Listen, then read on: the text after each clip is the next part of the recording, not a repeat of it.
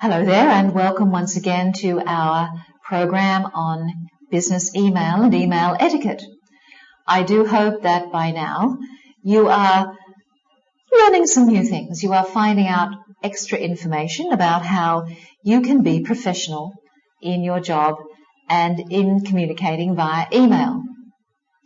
One of the things we're going to begin with in this session is selective capping, using capital letters selectively in the body of your email. Is that all right to do? Is it okay to do that? If you needed to send an email to one of your co-workers with a very important message, would it be all right to cap and bold the sentence that was the utmost importance? Would that be all right? What do you think? Think about that point as we continue. Ask yourself this: would you cap and bold those particular things in the email if the email were an official inter-office memo? If your inclination is to say no, then don't do it in an email. This is a little rule that you can follow. If you're not prepared to do it in a written office memo, then don't do it in an email. Do you really think that unless you cap and bold something, that the recipients may not know their importance otherwise? Do you really think that? By doing this capping and bolding of words, you may be perceived as being rather condescending in an email. It's as if you are possibly raising your voice in a normal verbal communication situation. That's how capital letters come across. Also, you can think of when you send a text message via SMS. If you send a text message using all capital letters, it's actually quite rude and quite overbearing and strong. Well, the same thing applies in emails. It really is not professional. It's not really necessary. You don't have to cap a lot. You don't have to bold a lot. You do have to be very, very selective if you want to make that particular way of capping very effective. So keep in mind, whenever you are using any sort of formatting in an email, it could be that you're putting something into italics, or it could be that you're underlining, or using capital letters, or using bold type. Or you may want to put an asterisk in front of something, for example. So whatever way you are trying to indicate emphasis, be careful as to how that is perceived. Whenever you're doing this, you are leaving the level of emphasis up to the way the recipient will perceive that and what they think you mean. So why take the risk? It could be that the recipient has a different feeling about bold type letters or words than you do. It could be the recipient takes offense at things being in capital letters because they understand the point. You don't really need to make it so obvious. You don't need to make it so aggressive. So really do remember that people receive information differently and perceive the way you send it differently to how you do or how you think about it. So a first rule to follow is just, why take the risk? Ask yourself that question. Most people or most managers prefer to believe that the right choice of words can communicate the importance of anything you want to say without having to format. You don't want to offend the other person.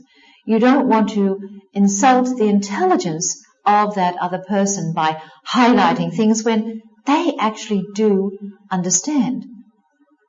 So do remember this point. I certainly don't use formatting myself very much, and I have yet to see anybody underestimate or misinterpret my emails because I use the right choice of words. the words are far more powerful than the actual formatting, than underlining or bolding or italicizing anything. So really try to remember that, and it comes with your ability to communicate. It comes with your ability to find the right words to say things. Caps or capital letters and bolding can be used if it is done thoughtfully and not very often. Then it can have quite good impact. You just have to be very, very careful how you do it. You just have to remember that you don't clutter your content with about 20 different words in bold type, for example. If you do that, you may as well put the whole thing in bold type, because there really is no meaning. Do remember that bolding things or capping things is just the same as shouting things. It's just the same as demanding things. It's also seen as condescending or patronizing to the other person. And that is not really a very good thing to do. You want to come away having a good relationship with that person. You don't want to be thought of as being somebody who screams down the throat of everyone because you always highlight things. You always cap half of your email. You put exclamations, you put underlining everywhere. So be very careful. As you can see here, there is only one word that has been bolded, and that is the word very. Everything else is exceedingly important in this particular slide, but the only one that has been highlighted is the word very. So I would suggest to you to use a similar approach when you are indeed writing your emails. Less is best. Less is more powerful. So consider that main point. Next we come to the subject. This is a field really not to be used for URLs. You don't put in here the global addresses or other resources of the website in this subject field. It seems, however, to be becoming more commonplace for emailers to actually do that. And you'll find that when this is done, it's really not very, very acceptable because the recipient really doesn't know what it's all about. It becomes quite confusing.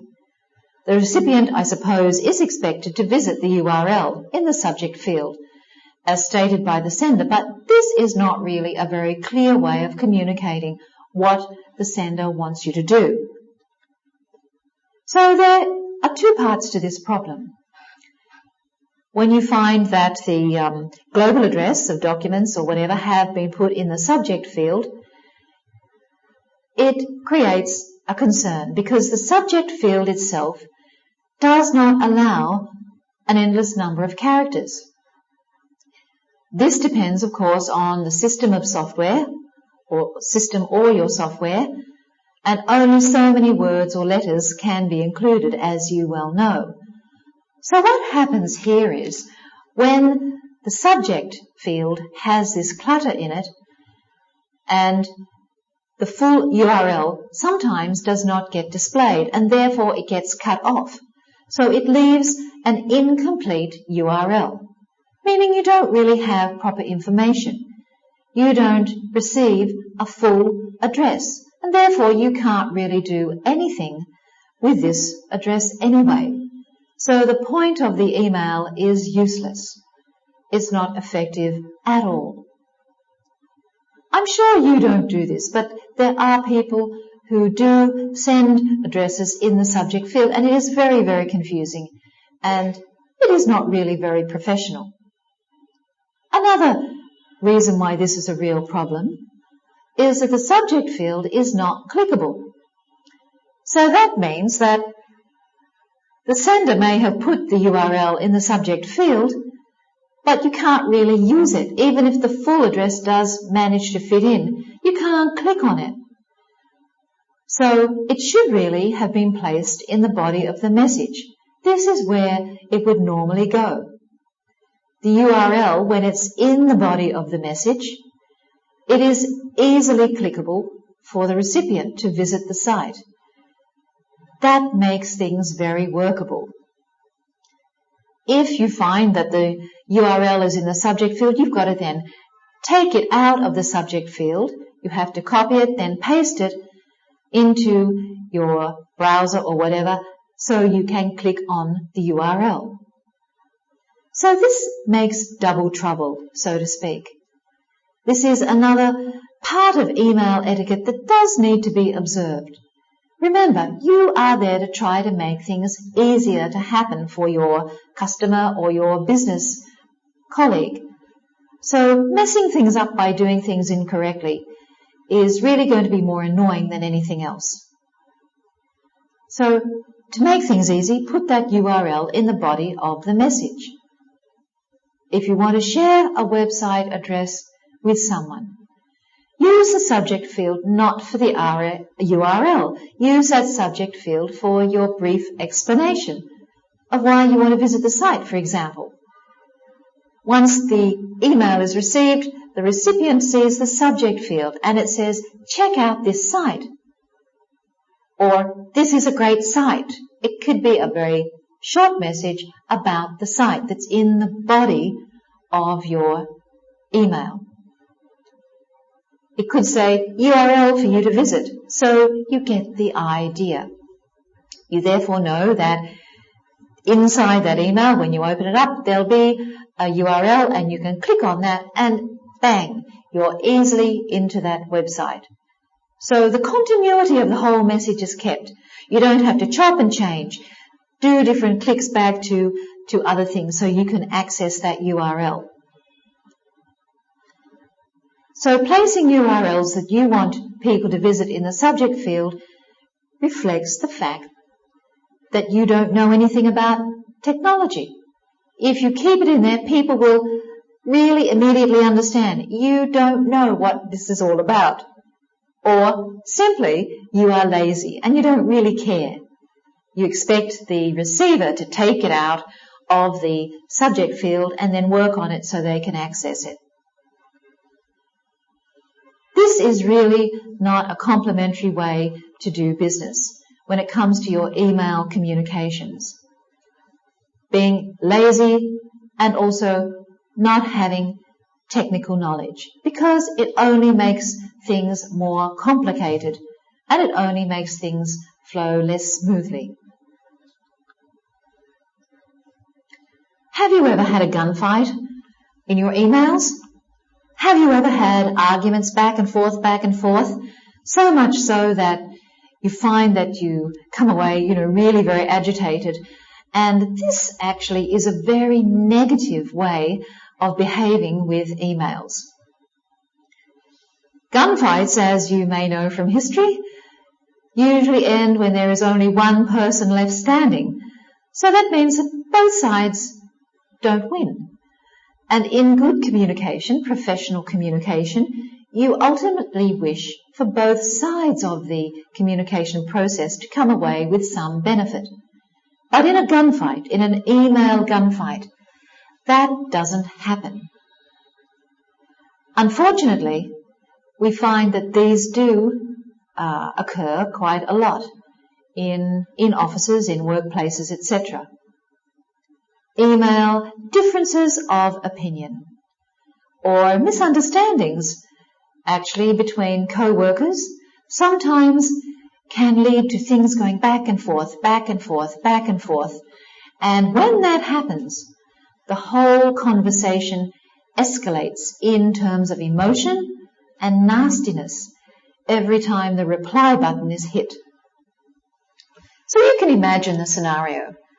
People getting very, very animated with their keyboards, tapping away, and the pace of the tapping becomes more and more prominent, louder, and quicker.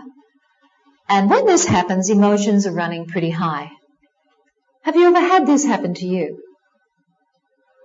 I know when you chat in your personal emails, then You get enthusiastic about the chatting conversation and you tap away and you tap very quickly. Emotions can run high in that, but that is personal email. What we are talking about here is when it's in the professional business arena, either internally or externally. So as the fight continues, you find that people who are not very professional, who are involved in this, will begin to copy superiors or managers. They will begin to use their CC bar or field and get very nasty and copy the exchanges between you to their superiors. And they will tell others, they will forward these on to others rather than communicating from a point of knowledge and courtesy. Emotions run wild. It becomes out of control. Sometimes you will find that you get a good indication of the other side's level of professionalism when you are involved in this kind of communication. You will see exactly what this person is like based on their behavior in this escalated emotional situation. Most people will lose their cool. Only a true professional will hold back, will get up perhaps and walk away and look at the situation from a professional point of view as to how they can best resolve it, rather than add to the problem. Here you will need to use your emotional intelligence, your ability to control the situation. A lot of personalities get involved, and a lot of this kind of interaction is based around the personalities of people rather than the problems that they're discussing. Sometimes there are people who always have to have the last word. They have to say the last thing and say it very dramatically. They become very aggressive in these situations. So when you find that this is beginning, when you can see this kind of gunfight emerging, the best thing to do, as I said, is to use your emotional self-control. You could wait until the next day to reply, if you reply at all. Or you could wait and see if a reply comes back to you asking for another reply. Really don't get concerned too much about being expedient or being fast in replying to these kinds of business emails. It is a very good step to think carefully before you reply or before you respond in any shape or form. Especially when the other side, is getting very agitated and getting ready to have a big fight. You might think this is a bit crazy, but actually this happens. Believe me, it happens. We treat the email forum as a very casual forum, and therefore we let things go out of control. The professional, however, does not. The professional will step back. Hopefully, you are not one of these people who likes to have this kind of gunfight.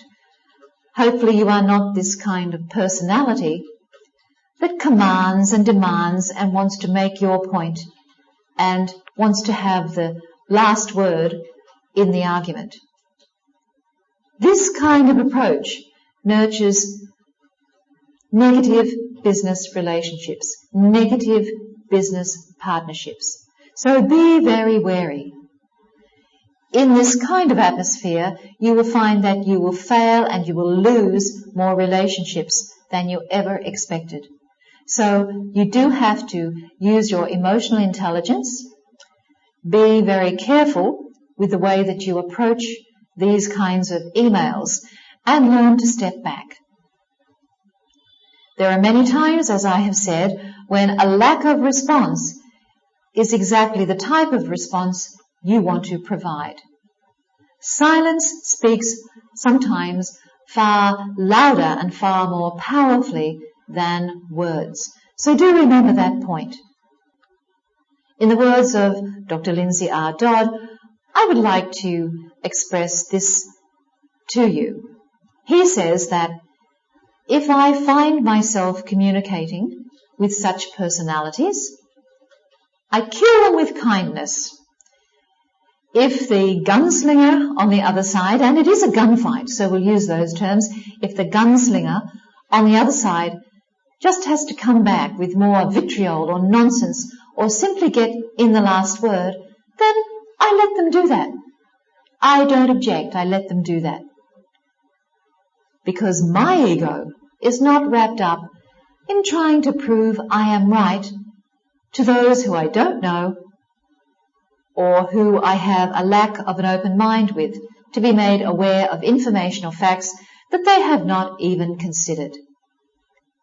Nor do I have the need to get in the last word so that I have some sort of feeling of accomplishment.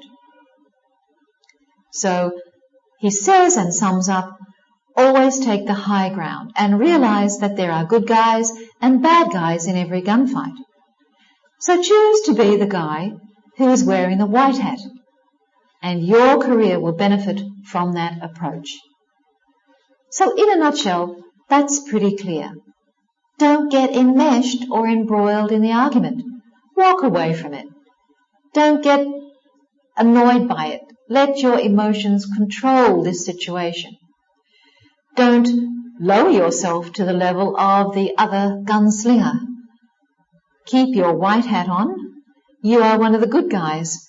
And when you use that approach, then that's a very professional approach, and you will only benefit from that approach.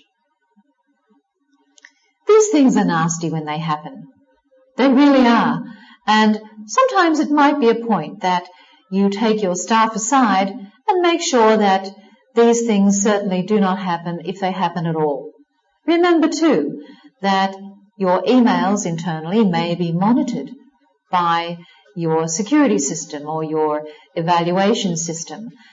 So if this goes on, and if it goes on in any detailed way or any real serious way, then that is going to be picked up upon and looked at by your superiors. And quite rightly so. This should happen. So do be very, very careful with these gunfights that happen via the email. The best way to solve them is to not pursue those emails at all. Get up and go and see each other face to face. If you have any confrontational issues with other people, then go and confront them. Don't use the email, which is a professional business method of communicating. Don't use that for this kind of behavior. So I hope certainly that this doesn't really happen where you are. But if you do notice it happening, or indeed if you feel you are becoming part of that, then do pull back. Please watch it. Sometimes we may ask for help via the email. And technology, even though it is a wonderful thing, can really frustrate even the most experienced of us. Sometimes, whether it be email issues or website issues or inquiries or even concerns where we have to follow up things, whenever you are asking someone to be of assistance via the email, it is best that you are very courteous and quite humble with it when you use it in your emails. People want to see a tone in that email that suggests that you are sincerely requesting for help. And if you do not make the extra effort to communicate properly, using courtesy as well, then it can have a negative outcome. People at the other end can have negative perceptions, which includes what it is or will be like to do business with you and your company. So therefore, asking for help, be very careful if you have to do that. People will think, oh, should I be doing business with this person or not? You may affect any opportunity or any possible prospect of doing business if you do indeed ask for help via emails.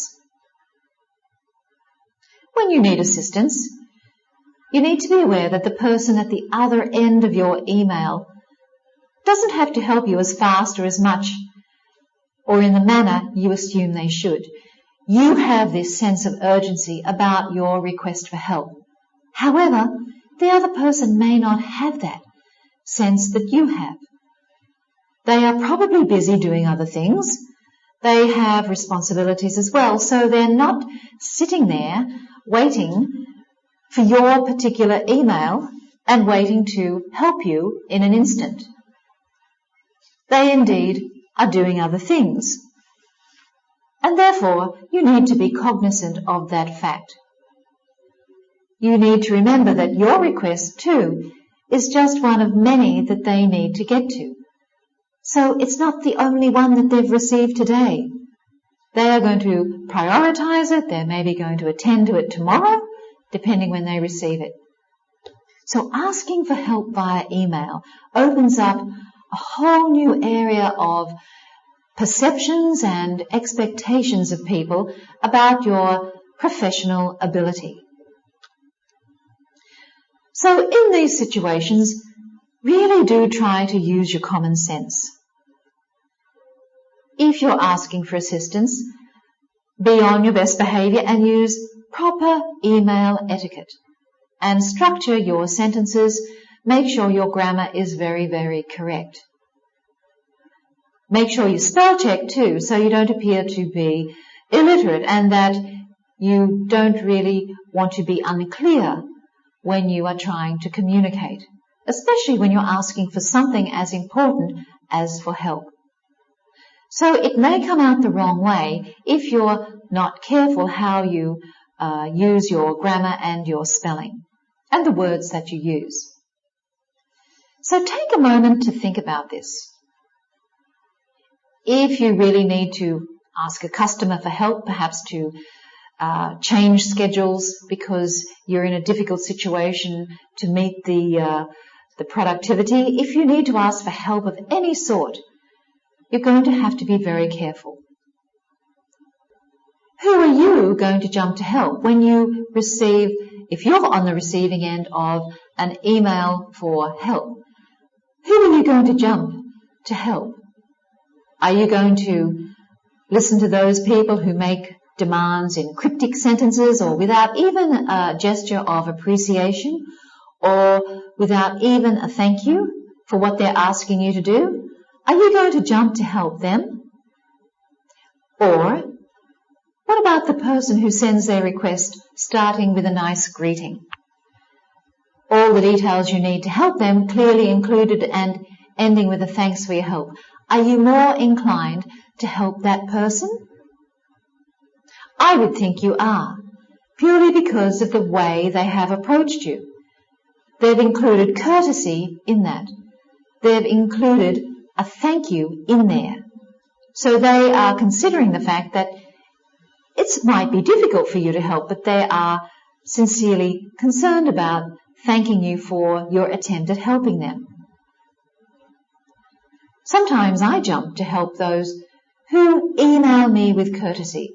If they need information and they're asking in a very courteous way, then of course I will help.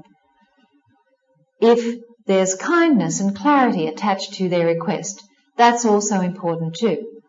But for people who make cryptic demands or requests that are not really quite polite and they are expecting that you will help them, that's the meaning you get in their request. If that is the tone of the message, or it's a request on their initial inquiry, that too is another point, then really be careful at those. Take a look through and see whether you are going to want to deal with that kind of person or partner or customer. What kind of customer are they going to be? It really doesn't take time to be courteous. And remember, on the emails, in emails, everything about you comes out in the tone that is said in that email. So people who can't really take the time to be courteous, who are very, very demanding and rather aggressive, or who can't even be sincere in their communication to you, well, I think that they should wait until I help the others who really do need help and who are very courteous in approaching me. That's the attitude I take. So look for people who have attached courtesy to their request. I think that is the best way to approach this when people ask you for help. I don't mean help in terms of financial means, but I mean help in terms of wanting information or doing something for you to make the process smoother, etc. Things that are help in terms of your business activities. So there you go. Help, asking for help, there is a very important way of doing that.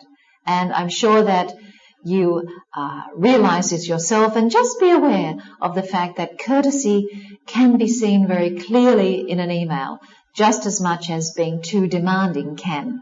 So which way would you go? Go the courtesy route. That way, it's more likely that people will give you some assistance because you've been very courteous, kind, and thankful. In this culture of email and internet, do you think we've become lazy? Well, it could be that we have become lazier. So many things are very easy, so we don't have to really think very hard. We don't have to really do very much to do things using the internet. It really is quite easy, isn't it? Many people in our culture have become lazy, and many people are also of the opinion that their time is more important than other people's time. So they don't take time or make time to read an email from the beginning right to the end. They just glance, they just run through it very, very quickly, and they think that they've read it. Here it is really something very important that you must do with emails. You must read thoroughly before you write. Read before you reply. Take the time to read. You have time. You just don't make the time and effort. You just don't want to. So this happens too, not only with emails, but it also happens with websites and the information provided as well. Now, it is very important, of course, that the website is well designed so that the information is easy to find. It's easy to navigate your way around that site. Things are just only a click or two away, and so you don't need to jump for that contact button so easily. So you make the effort to click to the info button. So you make the effort to click to the information you are looking for, and then you take time to read it. So really think about this. Just because the internet is fast, just because emails are a fast way of communicating, doesn't mean you don't take time to read them. You don't have to be fast and instant to read and absorb, to read information. It's just like reading documents. It really is like reading a letter. So you need to concentrate on this point. Give your attention, give your focus to reading. Don't zoom and zim and skip all over the place following your mouse. Try to slow down and read that information. And do you know a good way to do this is to print out that email, if it is an important email. And if you want to improve your habit in this regard, print things out. Of course, I don't mean print out a whole website if you don't have to. You don't want to do things unnecessarily. But you can print out just a page and learn to slow down and read the information. With all the information that comes online now and that's provided by request, the least we can do is really make an effort to read it. It's a pity if we don't read it. Why on earth has it been sent to us then? I know that as managers you get a lot of emails. And sometimes these emails come from clients and they have their list of questions that they want to ask you. But really, if they only took the time to read first of all they would not have to send this entire email to you. They would have already got their answer because information has been attached to the email that they're sending to you. If only people could take time to study up more and to relax a little bit more and realize that this is an important part of their job description to read. I think we have actually forgotten that. So if this is something that you tend to do and you tend to skip through things, I would suggest that you slow down and you make a point of trying to improve yourself here. The volume of emails sent daily that ask questions where the answers could be found with a quick site search back up this point. We get them all the time. If only people would click and read themselves, then they would have the answers. They wouldn't be wasting excessive amounts of time sending things back and forth and forwarding things on. Things don't get any easier than this. To not want to take the time to read what is valuable and available to you because you are too busy not only lacks a sense of courtesy for those people who have provided you information you don't want to read, but it also reflects the level of narcissism in your personality. That means you don't really care. You expect others to really do things for you.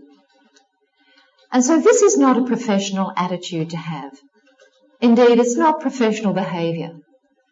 So start to read. You would save yourself a whole lot of problems if only you can read things and take the time. Always read the emails before you assume, before you jump in there and question. Read the emails. It was sent to you for you to read. Most misunderstandings and conflicts that we have can be avoided by doing just this. And sometimes it may even need you to read an email 2 or 3 times to make sure you don't misread the intent or the inquiry. I make sure that I do that if it's something that is important and that I need to be very clear on. I read it 2 or 3 times, and then, as I have just said, I will print it out, and then I'll go through it again and perhaps underline some things that I'm not sure of. At websites also, make the effort to find out what you are looking for before you take up the site owner's time, requiring that they provide answers, etc., for your convenience. Then ask the questions if you require more information or clarification. So the rule here is, simply by taking time, you can solve a lot of problems. You can have much clearer communication because you're taking the time to read. I know what we're like. I know what you're like. Sometimes you think I've got 101 things to do, and I don't have the time to sit and read through all of this. Well, then your time management skills may need to be checked out. You need to be able to take yourself away and look through things and assess how you're managing your time and your priorities. If you don't take time to read things before you write, you can look foolish in the eyes of others. And you're letting them know actually what it would be like to communicate with you or work with you or do business with you. You're not interested in the details. You're not interested in reading up on everything. And in business, let me tell you, that is important. You have to be interested in the information. You have to read it. A couple of words come to mind that will sum up how people think about you. They will think that you are demanding and that you are lazy. And that certainly doesn't look good if you want to have a professional image in your email communication. Are you this way? Do you read? Do you take the time to read? I certainly hope that you understand from this point how ridiculous you can look and how demanding you can look in the eyes of others if you don't give the simple courtesy of taking time to read. That is just so essential, and it is part of your basic role. I'd like to highlight this next point in this part of our program, Part of running a successful business and part of being very professional and forming long-term partnerships where everybody respects each other is the fact that you have trust between you. And when you're in the world of email, which we all are now, we must remember that a lot of our emails are intended to be confidential. So both sides need to trust that the other has their best interest at heart, and each needs to know that their relationship is valued. There has to be this trust between the two parties. And generally people, when they have this trust, then things stay confidential between those two parties. But sometimes we are seeing how this fact, this point, is compromised. Trust becomes compromised. And in certain relationships and partnerships, this trust is being compromised by being lazy when it comes to maintaining that trust. By forwarding emails sent to you, by forwarding them on to others for their reaction, this erodes the trust factor. Think about it. The emails that were sent to you, and to you alone as the addressee, they are meant for you and you alone. They were sent to you in confidence. So then being forwarded to others in the guise of see what they say, this is actually not the way to go. This is not the thing to do. You have to be mindful of the trust you have with your partner, with your business colleague. People are very concerned about confidentiality. They don't like things being passed on to other people. They don't like things that were meant for one person to suddenly be ending up on the desk of someone else. It's like if you send a wedding invitation to someone, you address it to them, and then suddenly you find that that wedding invitation is sent on to somebody else for them. Well, that's not how it should go. So you should assume that every email sent to you is for your eyes only, unless the sender says otherwise, unless they say that it's someone else can have a look at this email. So, for example, you need to be able to be candid and comment honestly when clients contact you about their programs. You need to be very wary, and if they've sent this for your eyes only, you need to remember that when you begin to have your conversation with them. An increasing trend is the displeasure of having to being asked for an opinion about a service provider or product, and you come to find that your email reply has been forwarded on to the third party that you've commented on. Now that is a very nasty way to do things. So normally we expect that the information we say or the opinions we have won't be passed on to the party that we have meant to give the opinion on or about. So this is what I'm saying. When trust is eroded, all sorts of things develop, all sorts of things come to the forefront. And people don't like it when this sort of thing happens. How do you get to know that this actually happens, by the way? Well, what happens is those third parties send you some kind of accusation by email, asking you for an explanation, which they never receive because you wouldn't reply. So this is what happens. You do have to be careful. We do assume that people keep things confidential, and it really does depend on the level of trust that you have with the other party. So if a client asks you questions, then you should respond in a professional and informative way. You have to be able to speak honestly and impartially so that they have the accurate information that they need to make the most appropriate decision for their business. But in forwarding on comments about a situation to another without knowledge or permission, really, I ask you, what do people hope to gain by doing this? So to get an explanation to the concerns that they had all the while without having to actually ask, that's probably what they hope to gain. They can point to you as the bad guy, asking or pointing out the difficult questions or issues, and this is not really very professional. So if you're in this position or this situation and you ask for advice, you don't forward that advice to someone it applies to or who may differ simply to make a point or inform them. That's not really the thing to do. What you do is you take the advice and then you add to it, you elaborate to it, and then you pass it on in your own words. Remember, it has to be in your own words. And if you feel an explanation or further details are desired, then you give it. You don't put two strangers up against each other simply because you are too lazy to pose your own questions about your own concerns. So be very careful in this situation about confidentialities and passing on information. You do need to put things in your own words, most definitely. And don't forget, here, email is copyright protected.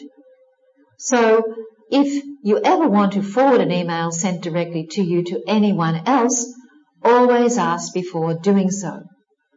Forwarding on emails is a very dangerous situation to be very lax about or to be very casual about. Never assume that the other person wants their information forwarded. And as we've just talked about here, confidentialities are very, very important. This is why people have disclaimers, confidentiality disclaimers, and they are very, very serious about them. So we're going to take a look here at forwarding others' work emails. This happens all the time. Emails are sent specifically to one person and they somehow end up getting forwarded to other people. Even though it happens all the time, just like many other misconceptions about online emailing, that doesn't mean that it is a good practice. Just because we do it, it doesn't mean it's good. We need to really look at the way we handle emails and how we forward things on. As we have just gone through, normally when somebody sends an email to you, it's addressed to you, unless there are a lot of other people involved. But normally, if something has only your address on it, then it's meant to be for your eyes only.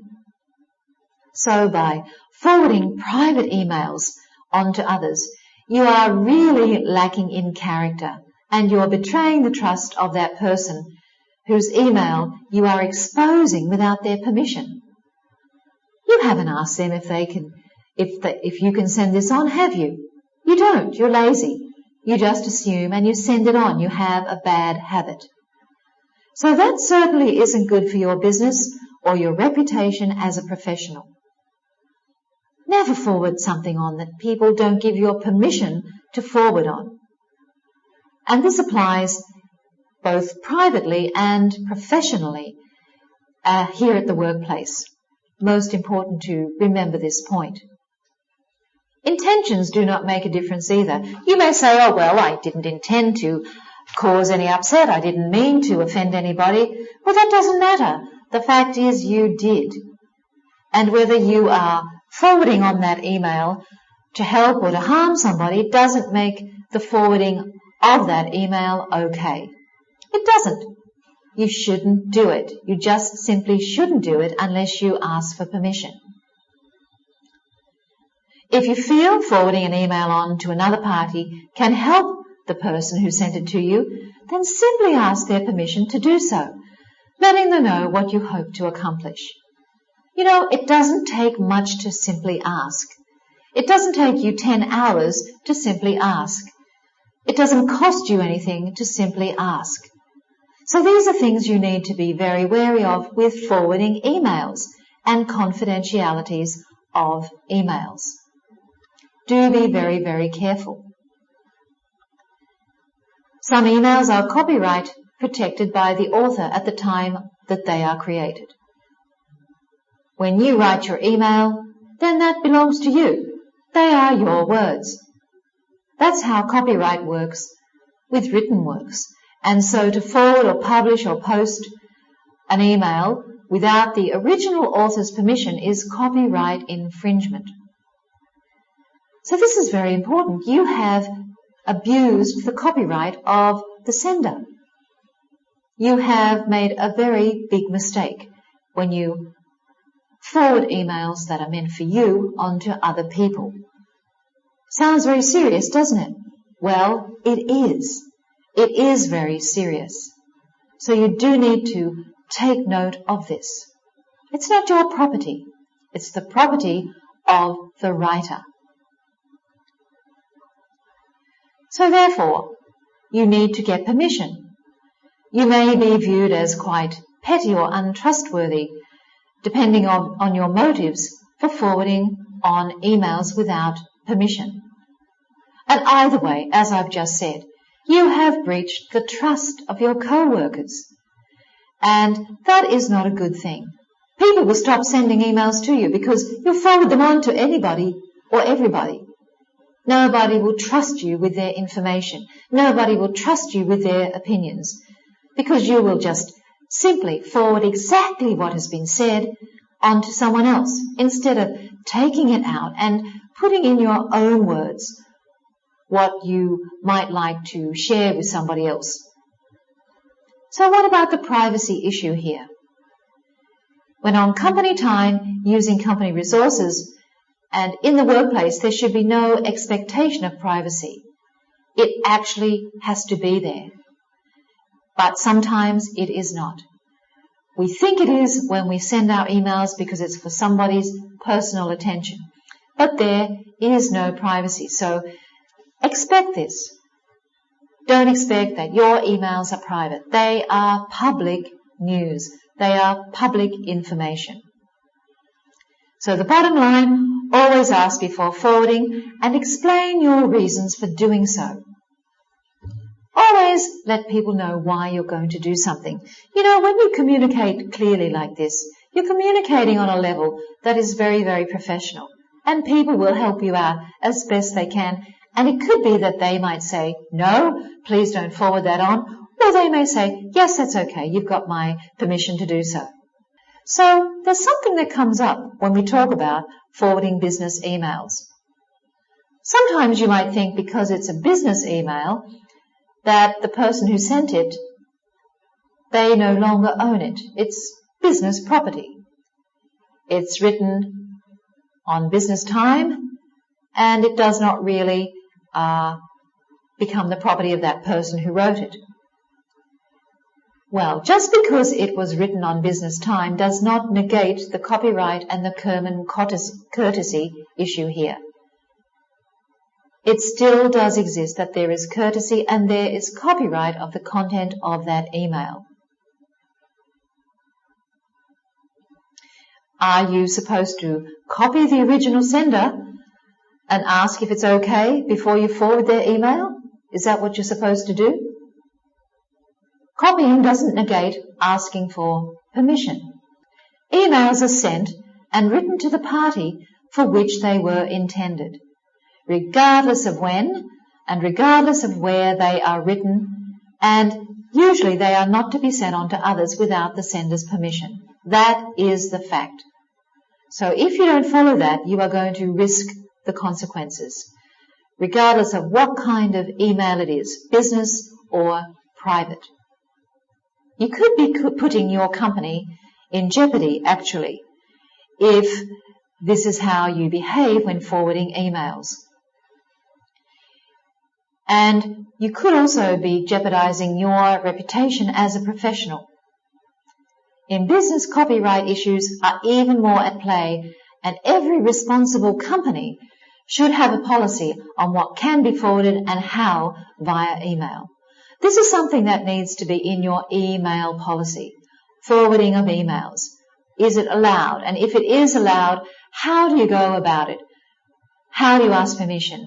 How do you record that permission is given, etc., etc.? So common courtesy should dictate to you whether you do not forward or you forward. And common courtesy also says that you do not forward without the original sender's knowledge. So think about your own emails. Do you want your emails being forwarded on without your permission? simply follow that rule. If you don't like it, if you don't want it, then quite honestly, the other recipient is not really going to appreciate it either.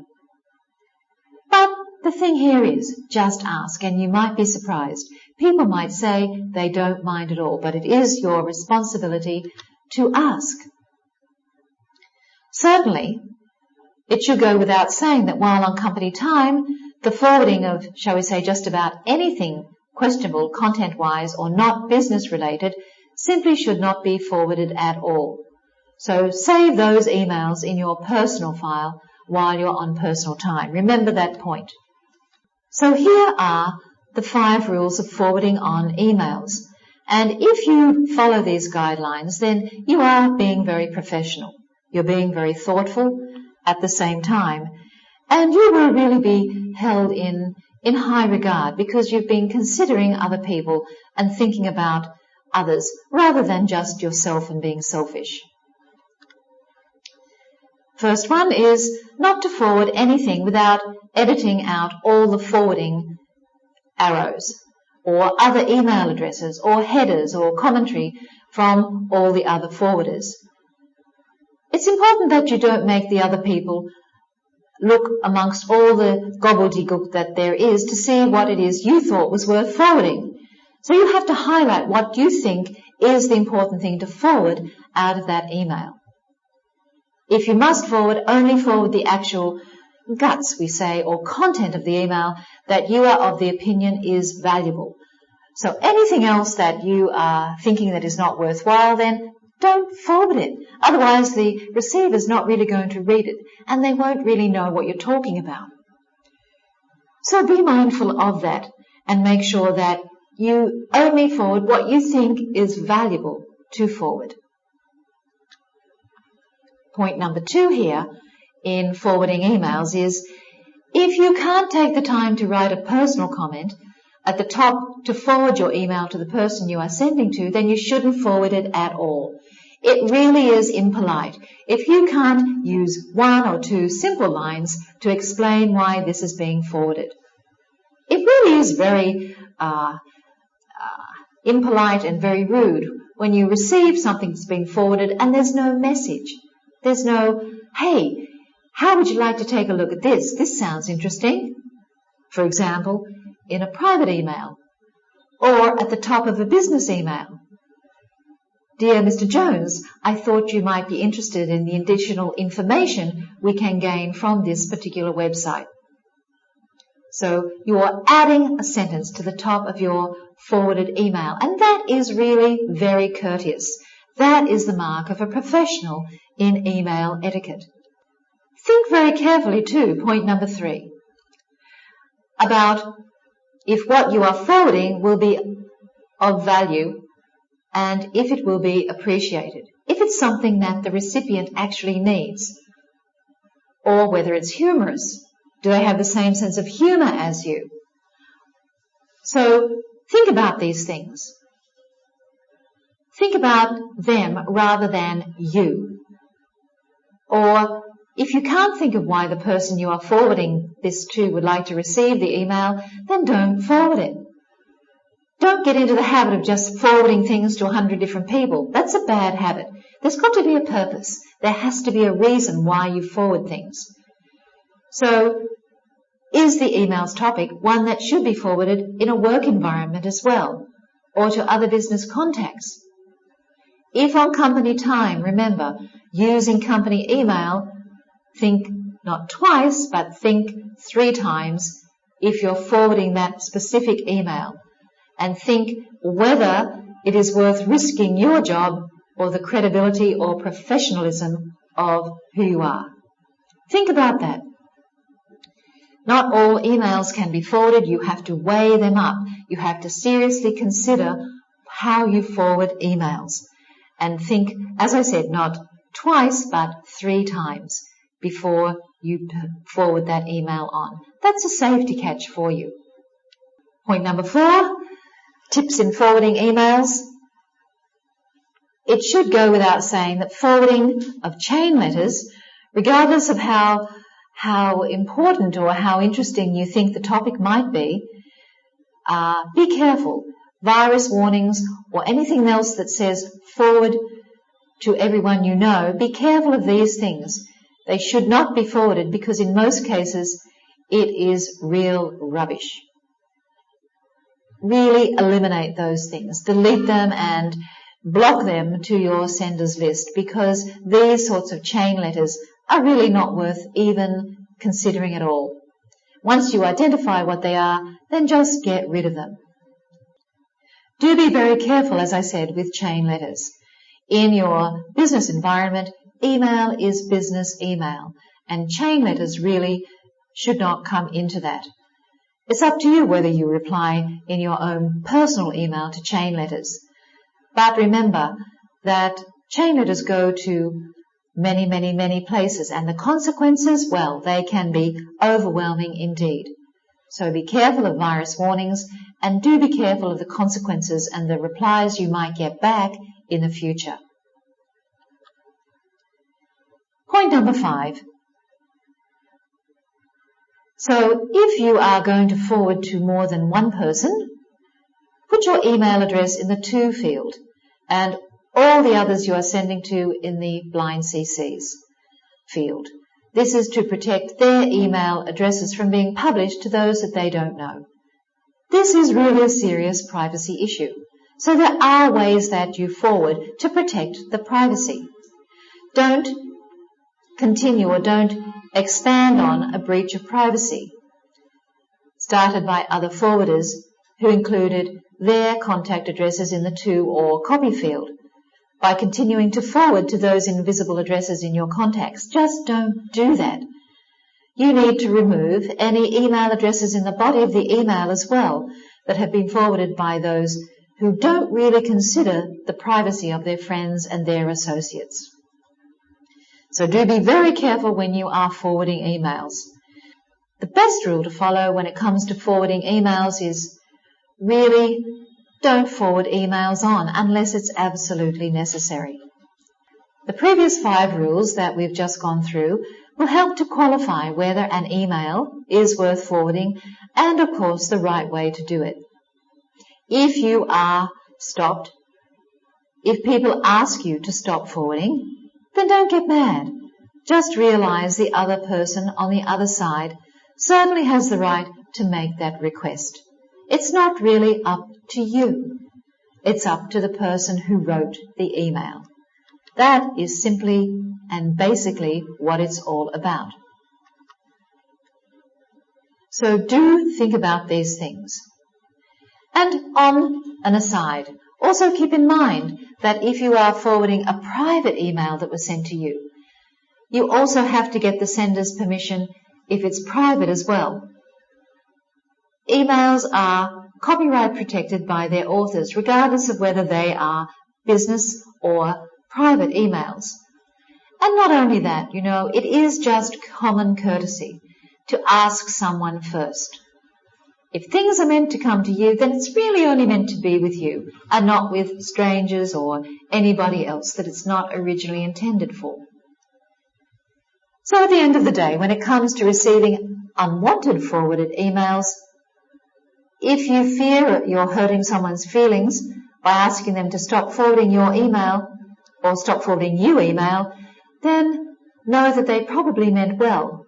They were really thinking of you and were trying to make a point. Is that really true? No, it's not. When people don't think about you, you just delete that email.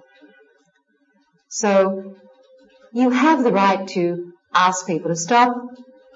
People do not mean well when they forward things and forward your emails on without your permission. They don't mean well. So the best rule here is to just hit delete. I do hope that these pointers have helped you in various aspects of emailing, and we have touched on quite a few subjects in this particular session. We've looked at selective capping. We've looked at the subject field, office email gunfights. We've looked at asking for help via email. And certainly we looked at whether you read before you actually reply, a very important point to note. Other matters about emails are the confidentialities of those emails and indeed the forwarding aspect. How far do you go? What do you do when you want to forward emails? And indeed, should you forward emails? So thank you for your attention in this segment.